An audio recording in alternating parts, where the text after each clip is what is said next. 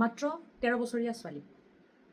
তাইৰ gang rap হয়, কিন্তু তাইক বচাবলৈ কোনো নাই। ৰাজস্থান আৰু পাঞ্জাৱৰ বৰ্ডাৰৰ এখন জিলা, নাম শ্ৰীগংগানগৰ। ক্লাছ 8ৰ এগৰাকী ছোৱালী, বয়স মাত্ৰ 13।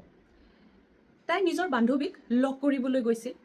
উভতি অহাৰ সময়ত, মানে ঘৰ উভতি অহাৰ সময়ত ছোৱালীজনীয়ে এখন ই ৰিক্সাত উঠে। কথাৰ মাজেৰে ই ৰিক্সা চালকজনে ছোৱালীজনীক বিশ্বাসত লয়। ই ৰিক্সা চালকজনে তাইক ঘৰত থ'ব এৰি জয় ইন নামৰ হোটেললৈ লৈ যায়। সেই নৰপিশাচজনে ছোৱালীজনীক হোটেলত লৈ গৈ বিক্ৰী কৰি দিয়ে আৰু তাৰ পিছত ছোৱালীজনীৰ লগত যি হয় গা শিয়ৰি যায়। ছোৱালীজনীক 5 দিনলৈ বেলেগ বেলেগ হোটেলত বন্দী কৰি থয় আৰু 30জনৰো অধিক নৰপিশাচে সেই ছোৱালীজনীৰ গেং ৰেপ কৰে।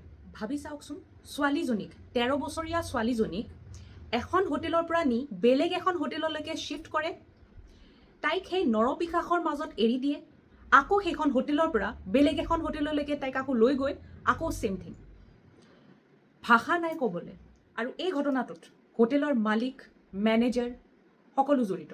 ভাবি চাওকচোন, 13 বছৰীয়া ছোৱালীজনীৰ ফটো চাৰ্কুলেট কৰে আৰু সেই বদমাছবোৰে আহি ছোৱালীজনীৰ গেং ৰেপ কৰে। 5 দিনলৈ ছোৱালীজনীক বেলেগ বেলেগ হোটেলত বন্দী কৰি ৰখা হ'ল, কিন্তু হোটেলৰ ষ্টাফে, গেষ্টে কোনেও পুলিচক খবৰ নিদিলে। এতিয়া দোষী কোন? হোটেলৰ owner, manager, staff, guest, police নে প্ৰশাসন?